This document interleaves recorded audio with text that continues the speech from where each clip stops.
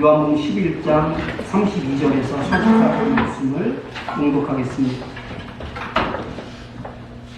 요한복음 11장 32절에서 44절 말씀입니다. 한 절씩 교독하겠습니다. 마리아가 예수 계신 곳에 가서 배웠고 그 발 앞에 엎드려 이르되 주께서 여기 계셨더라면 내 오라버니가 죽지 아니하였겠나이다 하더라. 예수께서 그가 오는 것과 또 한때로 유대인들이 오는 것을 보시고 심령에 기통이 여기시고 불쌍히 여기사 이르시되 그를 어디 두었느냐 이르되 주여 와서 보옵소서 하니 예수께서 눈물을 흘리시더라. 이에 유대인들이 말하되 보라 그를 얼마나 사랑하셨는가 하며 그중 어떤 이를 말하되 맹인의 눈을 뜨게 한 이 사람이 그 사람은 죽지 않게 할 수 없었더냐 하더라. 이에 예수께서 다시 속으로 비통히 여기시며 무덤에 가시니 무덤이 불에서 돌로 막았거늘 예수께서 이르시되 돌을 옮겨놓으라 하시니 그 죽은 자의 눈이 막았다가 이르되 주여 죽은 자가 나로 되었으니 벌써 냄새가 나나이다. 예수께서 이르시되 내 말이 내가 믿으면 하나님의 영광을 보리라 하지 아니하였느냐 하시니 돌을 옮겨놓으니 예수께서 눈을 들어 물어보시고 이르시되 받으며 내 말을 들으신 것을 감사하나이다. 항상 내 말을 들으시는 줄을 내가 알았나이다. 그러나 이 말씀 하옵는 것은 둘러선 무리를 위함이니 곧 아버지께서 나를 보내신 것을 그들로 믿게 하려 함이니이다. 이 말씀을 하시고 큰 소리로 나사로야 나오라 부르시니 다같이 죽은 자가 수족을 배로 옮긴 채로 나오는데 그 얼굴은 수건에 쌓였더라. 예수께서 이르시되 돌아놓아 다니게 하라 하시니라. 아멘. 서로 바라보면서 함께 인사하겠습니다. 참 잘 오셨습니다.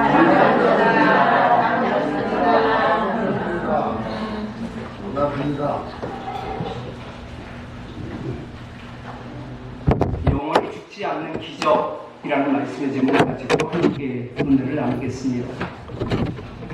모든 살아있는 생명체는 본능적으로 생존을 원합니다. 자연에서는 이러한 생존 본능을 쉽게 찾아볼 수 있습니다.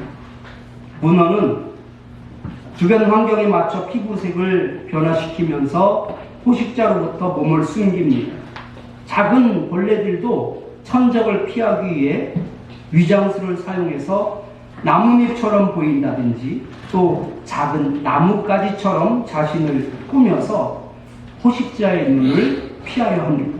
물고기들은 큰 무리를 이루어서 포식자로부터 스스로 자신들을 보호합니다. 오징어는 어떻습니까? 위협을 받으면 먹물을 뿜어서 도망가는 행동을 통해 자신을 보호합니다. 이 모든 것은 생존을 위한 본능적인 반응입니다. 이처럼 생존 본능은 다양한 방식으로 자연 속에서 드러나며 모든 생명체는 살아남기 위해 끊임없이 변화하고 또 반응합니다. 여기에는 사람도 예외일 수 없습니다. 중국의 진시황도 생존과 연관된 또 다른 욕망을 가지고 있었습니다. 그는 불로장생에 대한 강한 열망을 품고 있었는데요. 고대 도교의 영향을 받은 방사라는 사람들이 있었습니다. 이 방사라는 것은요, 늙지 않는 것에 대해서 연구하는 사람들이라고 생각하면 좋을 것 같습니다. 이 방사들을 통해 불로초를 찾으려고 했습니다. 진시황은 영원히 살고자 하는 꿈을 이루기 위해 방사들을 세계 곳곳에 보내게 됐는데 끝내 그 불로초를 얻지 못하고 50세의 젊은 나이에 생을 마감하고 말았습니다. 불로장생에 대한 인간의 꿈은 시대를 초월해서 지금도 유효합니다. 오늘날에도 노화를 늦추는 약품과 신약 개발이 활발하게 이루어지고 있습니다. 결국 이 모든 노력은 생명을 조금이라도 더 연장하는 수준에 그칠 뿐이지 죽음을 피할 수는 없습니다. 누구도 자기 의지로 죽음을 거부할 수 없으며 생명은 언젠가는 끝을 맞이하게 된다는 것이지요. 그런데 오늘 예수님께서는 이 거스를 수 없는 죽음에 대해 놀라운 약속을 주셨습니다. 인간의 힘으로는 피할 수 없는 죽음 앞에서 예수님께서 주신 약속은 그 어떤 불로장생의 꿈보다도 더 놀랍고도 확실한 것이었습니다. 우리가 이 약속을 깊이 묵상하며 참된 생명이 무엇인지 깨달을 수 있기를 축원합니다. 마르다와 마리아는요, 인편을 통하여서 오라버니가 아주 위중한 상태다라는 것을 예수님께 전하게 되지요. 그러나 예수님은 이틀을 더 지체한 후에 베다니로 출발을 하게 됩니다. 이미 나사로는 죽고 말았지요. 마르다와 마리아는 상심할 수밖에 없었습니다. 왜냐하면 예수님의 능력을 그 누구보다 잘 알고 있었던 사람이 바로 마르다와 마리아였기 때문입니다.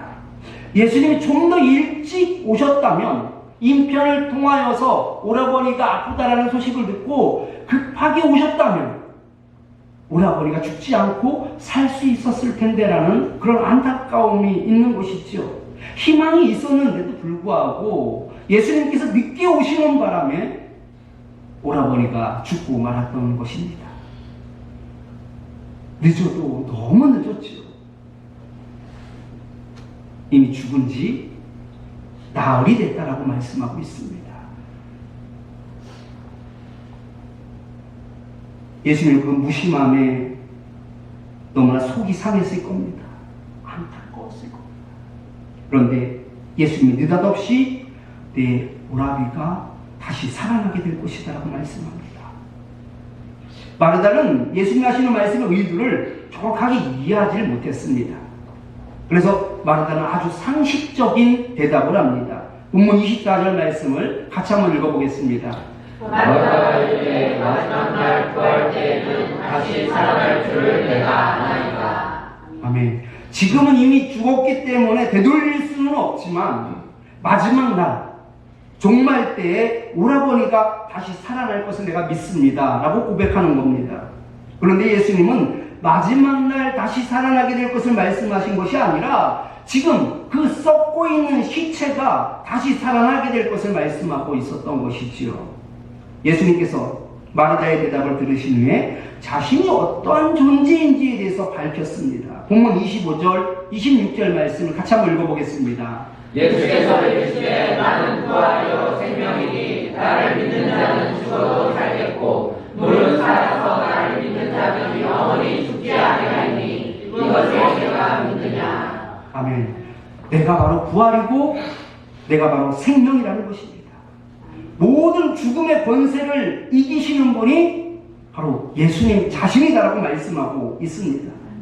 그래서 예수를 믿는 자는 죽어도 살겠고 또 영원히 죽지 않게 될 것이다라고 말씀하고 있습니다. 그리고 예수님은 자신이 바로 부활이고 생명이다라는 것을 직접 그 증거를 보여주십니다. 본문 39절 말씀 같이 한번 읽어보겠습니다. 예수께서 이르시되 너를 오라 하시니 그 죽은 자의 눈이 나오다가 이르되 주여 죽은 자가 나오게 되었으니 벌써 냄새가 나나이다. 유대인들의 장례 문화는 우리나라와 아주 큰 차이가 있습니다. 우리는 땅을 파고 거기에 묻잖아요. 근데 유대인들은 동굴을 파고 거기에다가 시체를 안치한 다음에 그 입구를 돌로 막습니다. 그런데 예수님께서 그 돌을 옮겨 놓으라라고 말씀하고 있는 것이지요. 예수님의 말씀이 아마 깜짝 놀랐을 겁니다. 왜냐하면 이미 죽은 지 벌써 나흘이나 되었기 때문에 이미 그 시체가 상당히 부패한 상태일 거거든요. 냄새가 진동할 것이 뻔합니다. 여러분 뉴스를 통해서도 한번 들어보셨겠지만 고독사로 죽으신 분들 있잖아요. 근데 그 시체 썩는 냄새는 그 어떤 것하고도 비교할 수 없이 아주 역하다고 합니다. 그런데 이미 그렇게 상당히 부패가 된 상태일 겁니다. 유대계 전통에 따라 시신은 아주 매우 신속하게 매장이 되었는데요. 이는 그 지역의 더운 날씨와 상당히 연관이 있습니다.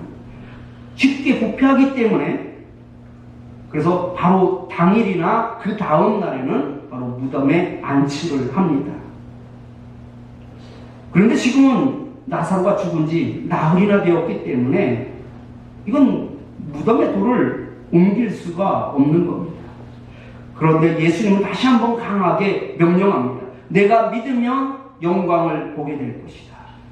내가 믿으면 영광을 보게 될 것이다. 여러분, 믿을 수 있습니까? 돌을 옮길 수 없을 것 같습니다. 이미 죽어서 나흘이나 지났는데 어떻게 돌을 옮기라고 말씀하실 수 있으시며 또 돌을 옮기라고 명령하셨다고 해도 어떻게 그것을 받들어서 돌을 옮길 수 있겠습니까?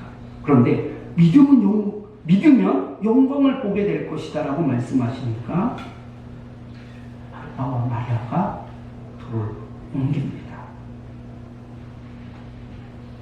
무덤문이 열리자 예수님은 그 무덤을 향하여서 나사로야 나오라 라고 명령하시죠. 마치 동굴에 갇혀 있었던 사람을 불러내듯이 그 썩어있는 시체를 향하여서 나사로야 나오라 라고 명령하신 겁니다. 그리고 놀라운 일이 일어났습니다. 본문 44절 말씀 같이 한번 읽어보겠습니다. 죽은 자가 수족을 베어 동이 채로 나오는데 그 얼굴은 수건에 쌓였더라. 예수께서 이르시되 풀어놓아 다니게 하라 하시니라. 해외 늪빛과 같은 데를 보면요, 죽어서 관에 들어갔는데 관에서 똑똑똑똑 소리가 나가지고서 관을 열어보았더니 죽었던 사람이 살아났다라는 소식을 간혹 듣게 됩니다. 이러한 현상은 나사로의 이름을 따서 라자루스 증후군이라고 합니다. 그러니까 라자루스 증후군은 현실에 존재하는 거예요. 이 라자루스 증후군은요, 심폐소생술이 중단된 후에, 심폐소생술이 중단됐다는 것은 이제 사망 선고가 난 것을 의미하는 것이거든요. 그런데 심폐소생술이 중단된 후에 환자의 순환 기능이 자발적으로 회복되어서 살아나는 것을 말하는 것입니다. 아주 매우 희귀한 현상이죠. 1982년에 처음 공식 보고된 이후 전 세계적으로 100건 미만의 사례가 의학 저널에 기록이 되었다고 합니다. 의학적으로 사망 선고를 받은 후 다시 살아나기까지의 시간을 보면 짧게는 수분에서 길게는 수시간까지 다양하게 보고가 되고 있습니다.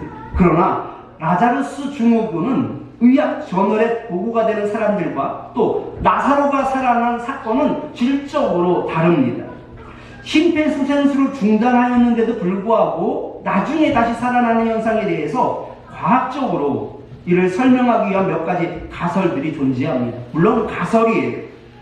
분명히 팩트는 살아났으니까 이걸 과학적으로 한번 증명해 보려고 많은 시도가 있었다는 것이죠. 예를 들면 심폐소생술을 하게 되면 흉곽 내 압박이 있게 된다고 합니다. 그렇다가 심폐소생술을 멈추게 되면 그 압박이 풀어지면서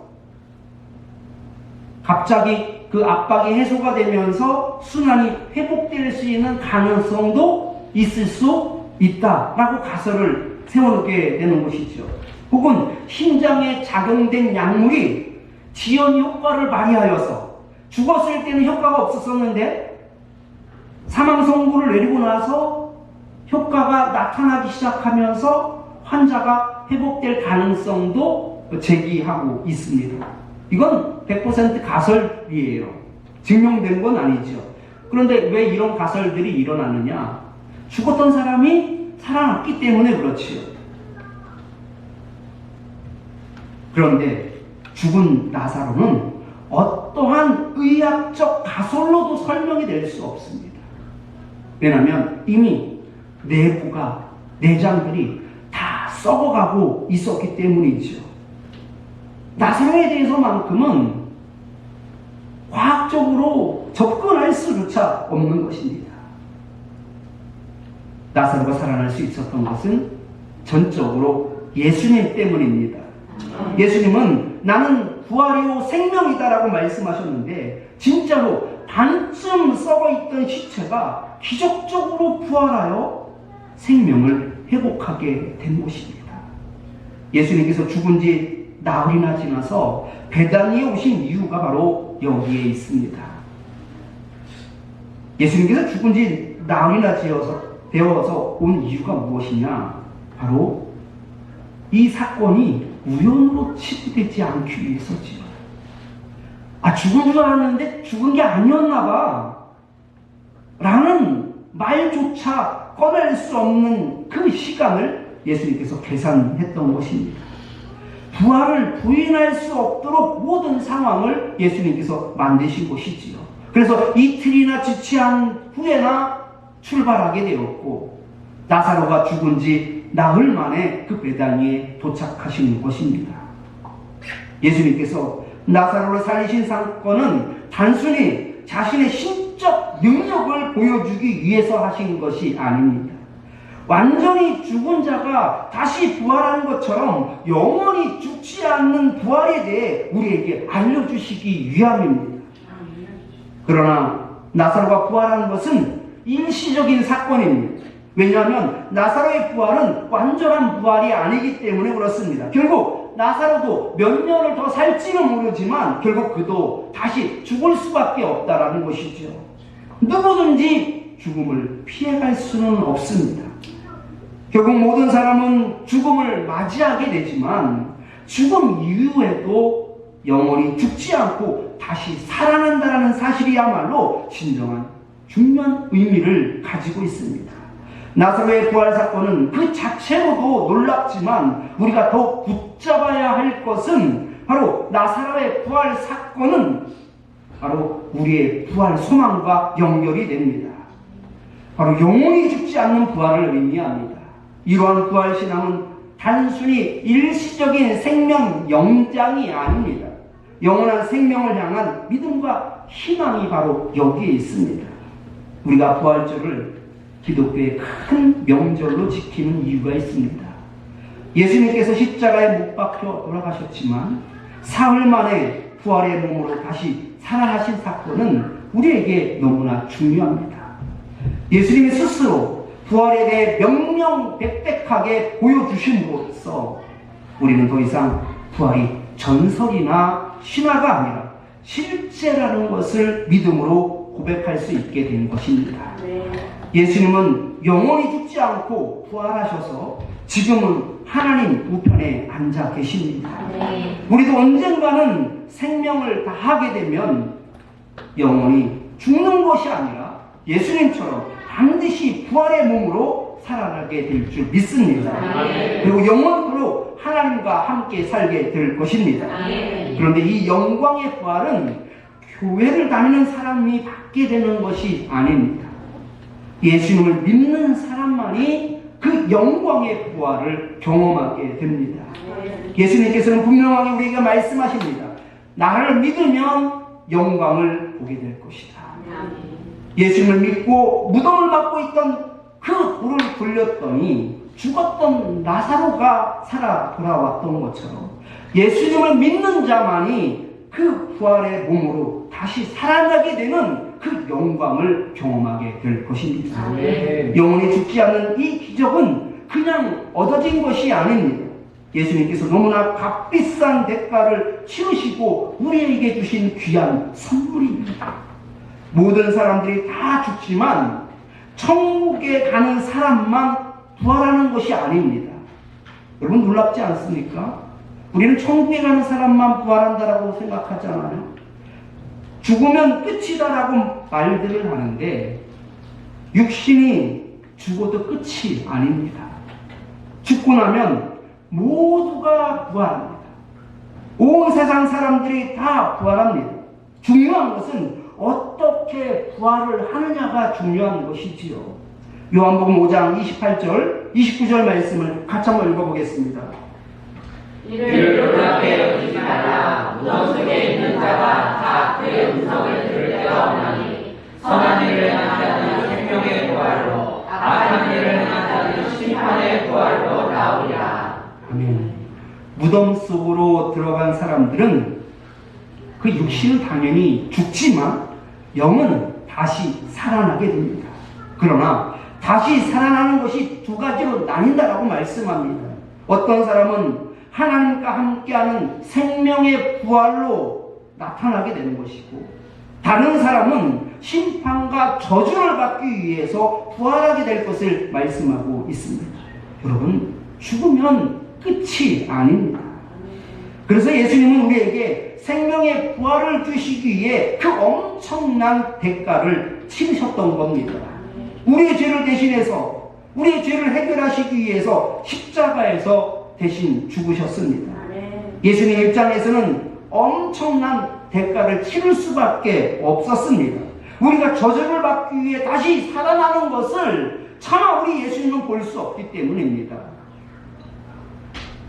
당신이 직접 십자가에서 우리의 죄를 해결해 주심으로써 우리에게 말할 수 없는 이 귀한 선물을 우리에게 주셨기에, 우리가 마지막 날 무덤 속에서 다시 살아날 때는 심판과 저주를 받기 위해서 다시 살아나는 것이 아니라 하나님과 함께하는 그 영광을 받기 위해 다시 살아나게 될 줄 믿으시기 바랍니다. 예수님을 믿으면 반드시 영광을 보게 됩니다.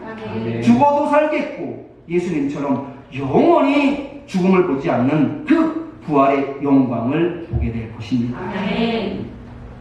말씀을 기억하면서 승리하였네 함께 찬송하겠습니다.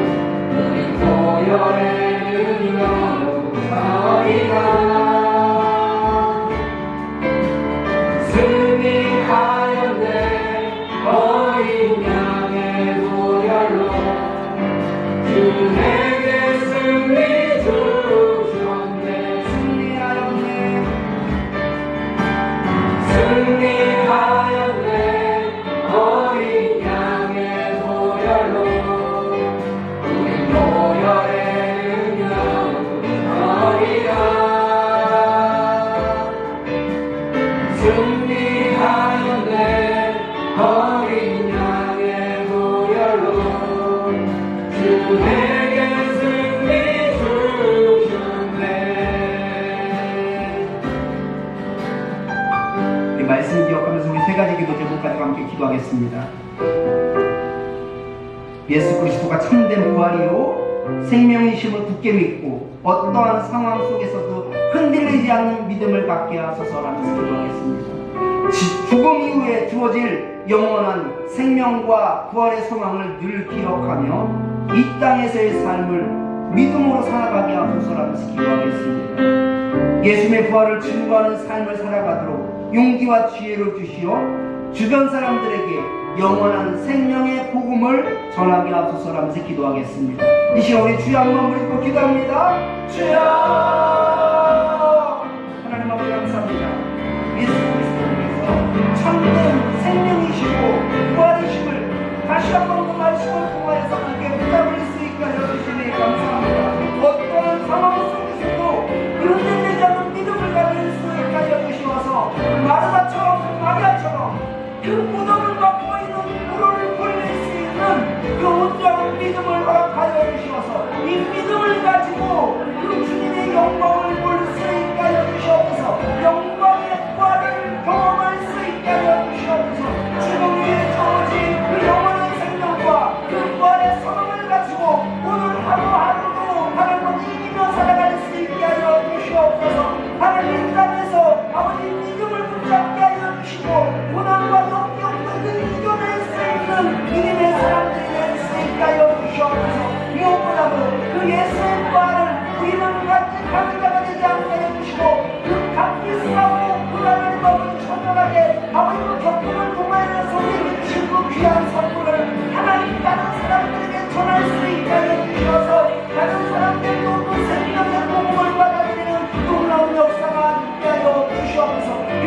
부활의 기쁨이 우리에게서만 끝나는 것이 아니라 우리를 통하여 세상에 끝없이 펼쳐지는 은혜가 나타나게 하여 주시옵소서.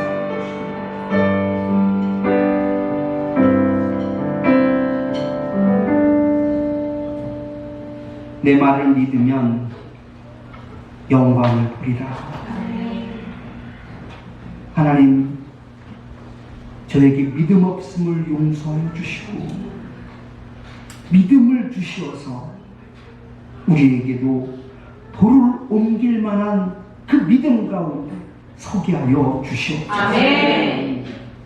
그리하여 그 영광의 부활을 경험하게 하여 주시옵소서. 아멘. 그 놀라운 영광을 보게 하여 주시옵소서. 아멘. 흰 땅과 저주를 받기 위해 다시 살아나는 것이 아니라 하나님과 영원히 함께하는 그 소망을 가지고 다시 살아나는 은혜가 있게 하여 주시옵소서. 아멘.